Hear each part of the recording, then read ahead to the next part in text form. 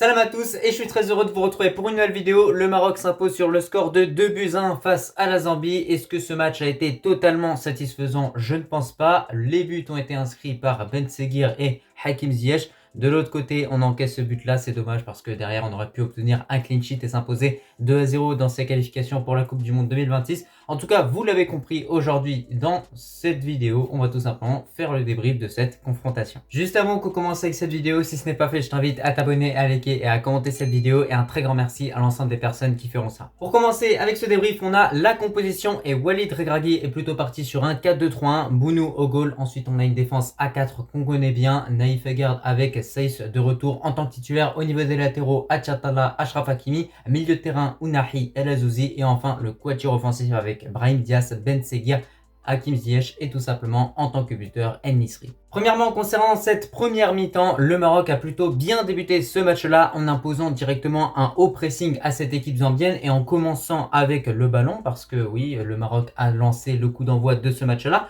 et ensuite on a directement obtenu un penalty grâce à En Nesyri. Alors là, faute à 100%, c'est un penalty qui est totalement justifié, il n'y a pas d'erreur d'arbitrage. Ensuite, on a tout simplement Hakim Ziyech qui va prendre ses responsabilités et inscrire ce penalty. Alors maintenant, la question qu'on peut se poser, est-ce que c'est Ziyech qui va à chaque fois tirer les penaltys en équipe nationale? Je pense que oui, mais en tout cas, voilà, il marque ce penalty, donc il n'y a absolument rien à redire. Et voilà, au final, ça part d'une combinaison entre Hakimi, Ounahi et Ziyech, notamment sur le côté droit, ça finit dans la surface de réparation. En Nesyri s'écroule, ça fait penalty, ça fait donc 1-0 à partir de ce moment-là. Sinon, au niveau de cette première mi-temps, on a pu remarquer que Brahim Diaz a eu du mal à être trouvé, malgré le fait qu'il est venu dézonner à droite, à gauche, qu'il était au centre, qu'il était réellement partout un petit peu sur le terrain. Même à certains moments, on a pu le voir tout simplement en soutien de En Nesyri, mais c'était compliqué de le trouver parce qu'à chaque fois qu'on arrivait à le trouver, dès qu'il gardait un petit peu le ballon, il se faisait faucher derrière. Et je trouve ça dommage parce que justement il ne peut pas se mettre en avant lorsque les joueurs adverses lui font des fautes de façon successive et répétitive. D'ailleurs on a pu le voir, Brahim Diaz est venu décrocher jusqu'auprès des défenseurs centraux pour tout simplement obtenir des ballons, mais à chaque fois on avait du mal à le trouver. Puis on a vu que voilà, au final durant cette première période, on va pas se mentir, hein, que ce soit Hakim Ziyech, Brahim Diaz ou tout simplement Ben Seguir, j'ai trouvé qu'aucun de ces joueurs-là n'a été exceptionnel, en tout cas pour le coup. Et surtout, j'ai remarqué que ces joueurs-là, qui ne sont pas forcément des ailiers purs, des joueurs de vitesse, qui restent vraiment cloîtrés sur leur côté, ils se marchaient un petit peu entre eux.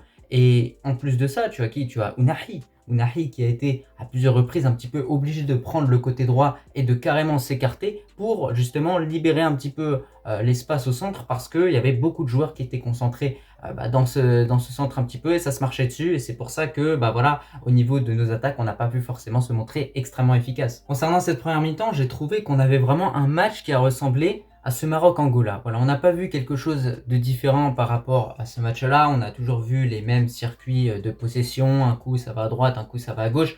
Mais surtout, ce qui est vraiment assez alarmant, c'est les déchets techniques. On a pu voir à plusieurs reprises des passes pas assez appuyées, des erreurs de contrôle de balle, notamment de la part de Hakim Ziyech qui aujourd'hui marque dans ce match-là, mais il n'a pas été incroyable. Hein. Voilà, c'est pas le grand Hakim Ziyech qu'on connaît, c'est pas le Hakim Ziyech qu'on voit avec Galatasaray, et ça c'est encore plus dommage parce que pour cette saison 2023-2024, Ziyech il était bon dans l'ensemble. Hein, il faut qu'on se le dise, que ce soit en club, mais en équipe nationale, il a du mal. En tout cas, ça c'est ce qu'on peut constater.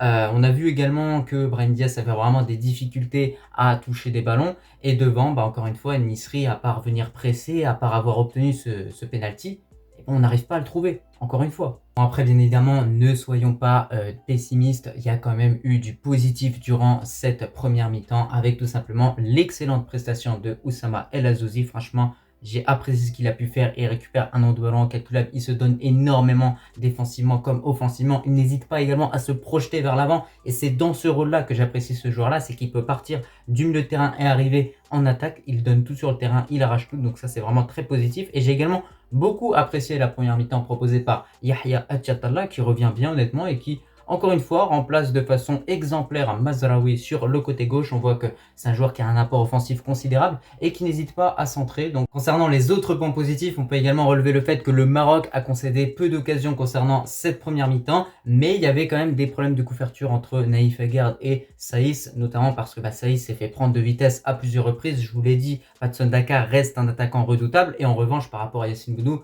il n'y a rien à dire. Dès qu'il fallait sortir, il était là. C'est-à-dire que voilà, il commence enfin à sortir de ses buts, à éviter justement de rester cloîtré dans son but et de prendre une frappe qui pourrait tout simplement permettre à la Zambie de marquer. Non, là il sort, il vient couper et ça montre tout simplement qu'il y a une bonne communication entre les défenseurs centraux et leurs gardiens et ça je pense que c'est essentiel. Donc en tout cas bien évidemment je vous invite à donner votre avis en commentaire par rapport à cette première mi-temps, mais moi j'ai trouvé que voilà, à part ce penalty qui a pu être inscrit, le Maroc n'a pas proposé quelque chose d'exceptionnel, surtout que encore une fois offensivement, on voit qu'il y a quelques couacs, on voit que dans l'avant-dernière passe, on a toujours ce problème d'efficacité, ce problème de mauvais choix réellement dans les derniers mètres. Désormais concernant cette seconde période, le Maroc en style de jeu est resté à peu près sur les mêmes bases. Mais j'ai envie de vous dire que ce match a commencé à devenir intéressant à partir du deuxième but qui a été inscrit par Ben Seguir sur un excellent travail de Brahim Diaz qui est arrivé dans la surface de réparation, qui a pris le temps d'analyser la situation et de délivrer une passe décisive pour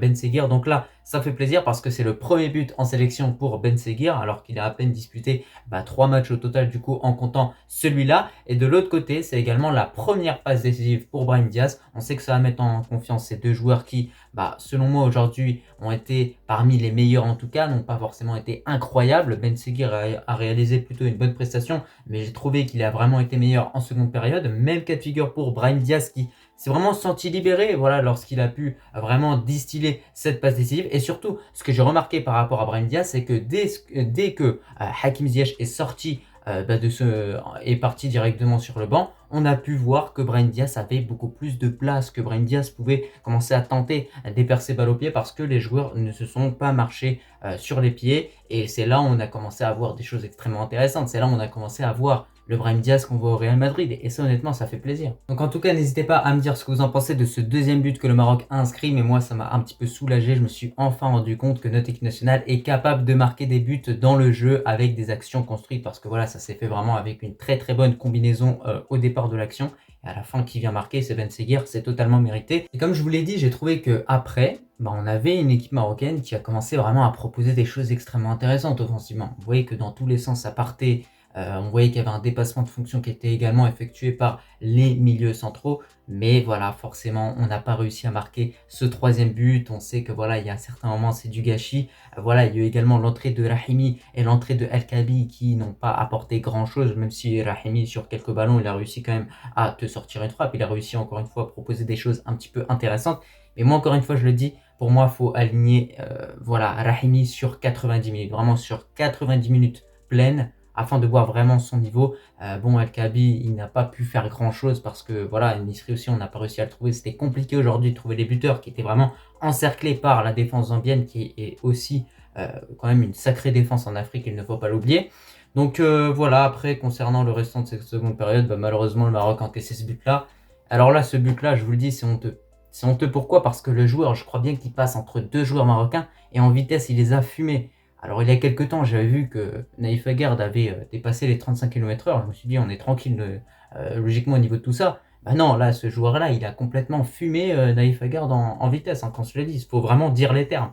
Et derrière, on encaisse ce but-là, sachant que Yassine Bounou ne plonge même pas. Et regarde le ballon filer dans le but. Ça, franchement, j'ai pas du tout apprécié. Parce que voilà, tu aurais pu repartir à 2-0 avec un clean sheet sans forcément proposer un match exceptionnel. Mais au moins, voilà, tu as gagné 2-0 à domicile, t'as pas pris de but, tout est parfait.